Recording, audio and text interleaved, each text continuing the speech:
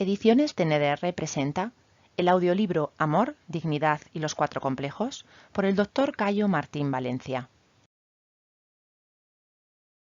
Es importante que sepas sobre los derechos del autor que tienes autorizada la reproducción de parte o de la totalidad de este libro, siempre que hagas constar el título del libro y el nombre del autor. ¿Por qué? Por los beneficios que puede aportar a la armonía psíquica y a la salud en general de toda la población. Si una gota de agua faltase, el universo tendría sed.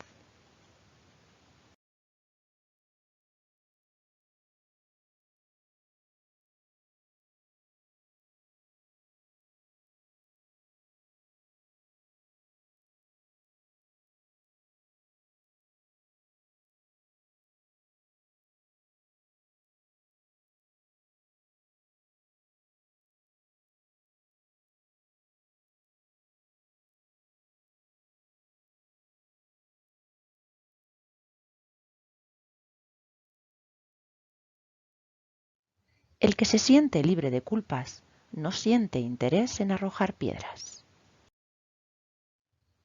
En el capítulo 5 vamos a abordar la compensación y reequilibrio del complejo de superioridad e inferioridad. Los complejos de superioridad y de inferioridad van siempre juntos. Uno genera al otro.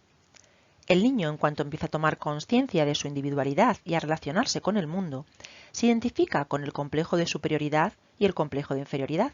Uno lo muestra ante los demás y el otro lo esconde.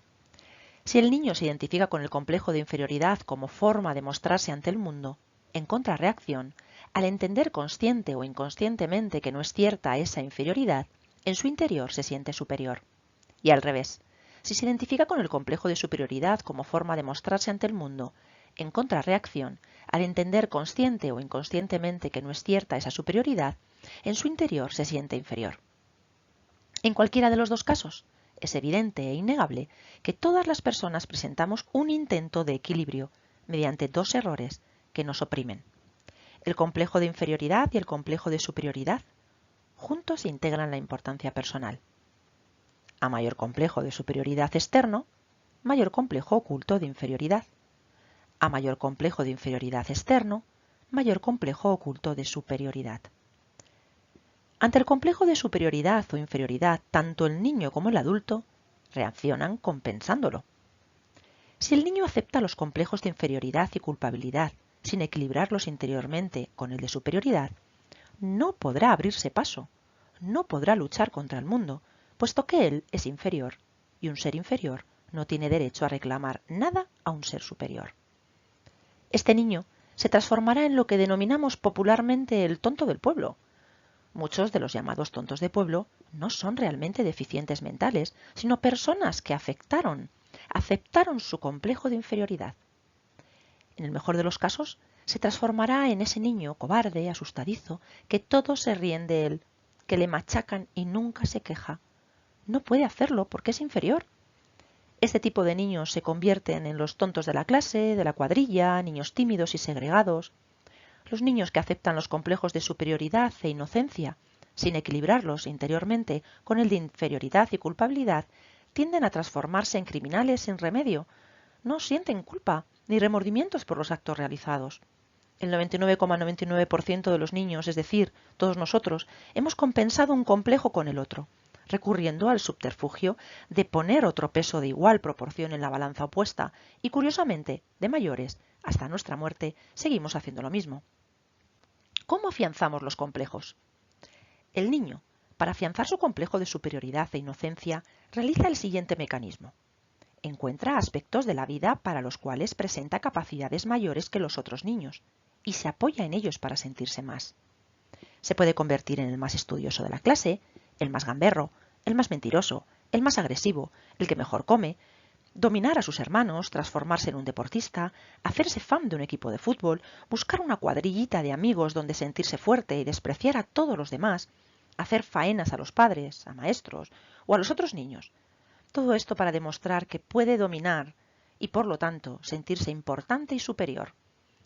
Los adultos seguimos con los mismos juegos de sentirnos importantes para compensar el sentimiento de complejo de inferioridad.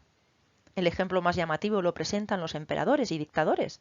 Si analizamos su personalidad, encontraremos siempre un fortísimo complejo de inferioridad que les lleva constantemente a demostrar al mundo que ellos son importantes, para lo cual no dudan en destruir, matar y pasar por encima de los derechos de cualquier ser y obligar a los demás a que constantemente les hagan reverencia. Recordemos que la dignidad se expresa o manifiesta en nuestras vidas bajo dos coordenadas, la humildad y la soberbia. La humildad la integra el complejo de inferioridad y el complejo de culpabilidad. La soberbia la integra el complejo de superioridad y el complejo de inocencia. El complejo de inferioridad genera en contrarreacción un complejo de superioridad. El complejo de superioridad genera en contrarreacción un complejo de inferioridad. Y los dos complejos, superioridad e inferioridad, acompañan durante toda la vida al ser humano. La soberbia no se da independientemente de la humildad y la humildad no se da independientemente de la soberbia. Toda persona que va de soberbio por la vida presenta oculta una humildad y toda persona que va de humilde por la vida presenta oculta una soberbia. Hay que decir que la soberbia y la humildad se dan juntas en cada uno de nosotros. Mostramos una y ocultamos la contraria. Surge una reflexión y una pregunta. Si todas las personas presentan los cuatro complejos, ¿por qué unas van de soberbias y otras de humildes ante la vida? Cuando una persona se muestra soberbia, quiere decir que siente que el complejo de superioridad más el complejo de inocencia es bueno, es la verdad. Por tanto, lo manifiesta externamente, mientras que su humildad, es decir, su complejo de inferioridad, más el de culpabilidad, es malo, es la mentira, es lo falso. Por lo tanto, lo esconde, lo rechaza, lo niega. Por el contrario, las personas que se manifiestan como humildes sienten que la inferioridad es lo bueno, es la verdad, y en consecuencia le dicen al mundo que son importantes, mostrándose inferiores. La inferioridad les crea ineludiblemente el complejo de culpabilidad. Como lo bueno es ser inferior, su complejo de superioridad lo esconden, pero lo llevan dentro, inevitablemente. De la misma forma, esconden el complejo de inocencia que siempre acompaña al complejo de superioridad. Insisto en remarcar que hablo de sentir, función sentimiento, no de creer, función conceptual. Una persona puede creer cualquier cosa. Todo depende de la cultura donde haya nacido y de las creencias que haya mamado. Lo que cuenta es lo que siente. Puede creer que hay que repartir las riquezas entre todos, pero si su sentir es de avaricia, almacenará cuanto pueda. Aunque los demás pasen escasez, encontrará una disculpa mental para justificarse. Así funciona nuestra sociedad en general. Evidentemente, por regla general, no somos conscientes de que nuestros actos están regidos por la soberbia y la humildad. Actuamos en relación a lo que sentimos a pesar de que la mayoría de las veces no sabemos por qué lo sentimos. No lo hemos comprendido. No lo hemos pasado por la función conceptual. Hay que tener en cuenta que no solo nosotros, sino todo el mundo a nuestro alrededor se comporta condicionado por la soberbia y la humildad. No tenemos modelos de dignidad para poder hacernos conscientes de nuestra realidad y cambiarla.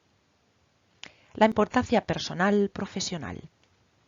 Todos hemos compensado el complejo de inferioridad con el complejo de superioridad en alguna esfera de nuestra vida. Unos lo han compensado con el título nobiliario que da una carrera.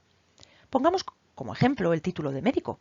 Evidentemente, no todos los médicos se comportan de la manera que voy a explicar a continuación. Por otra parte, soy consciente de que hoy en día esto está cambiando, pero es un buen ejemplo para explicar el concepto que quiero plasmar. Con frecuencia, el médico compensa su complejo de inferioridad con el complejo de superioridad, que da el propio título de médico, o simplemente potencia su complejo de superioridad. Se pone paternalista o inquisidor sobre la vida de los demás. Algunos actúan de manera omnipotente, no diciendo al paciente de qué enfermedad le están tratando exactamente o el porqué de un medicamento y sus efectos secundarios. Otras veces un médico manda operar a un paciente y no le dice de qué le va a operar, o qué resultados se prevén con la operación. En definitiva, que el paciente pueda decidir si quiere que le extirpen un órgano o quiere continuar con él porque la causa-efecto no le compense. Si el paciente pregunta al médico, se enfada y se cuestiona. ¿Cómo pueden poner en duda mi criterio profesional? Tenemos que comenzar a decir a los médicos, el coche que va a reparar es mío. Por favor, dígame qué le pasa. Y por otro lado, dígame cómo va a quedar. Quiero saber si me interesa o no la reparación. Entiendo la complejidad que supone a veces explicarle a un paciente su enfermedad, pues soy médico. En muchos casos es necesario adaptar la explicación a la psicología del paciente, pero que no sea la importancia personal la que nos condicione. Como ya he dicho, solo he utilizado a los médicos como ejemplo. Si observamos nuestra sociedad, habría que decir que hay una tendencia a este comportamiento de importancia personal en todos los oficios en los que pueden ejercer cierto mando, como gobernadores, policías, jueces, abogados, jefes, profesores. No creas lo que oigas sin más ni más. Y de la misma forma, no niegues lo que oigas sin más ni más.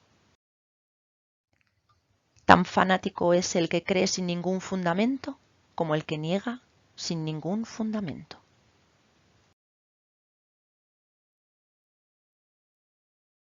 Siéntenos cercanos. Contacta por teléfono en el 644-03-8719 o en el mail específico de formación nuevo que es formaciontndr@gmail.com. Visita nuestra nueva web de formación www.formaciontndr.com para obtener mucha más información.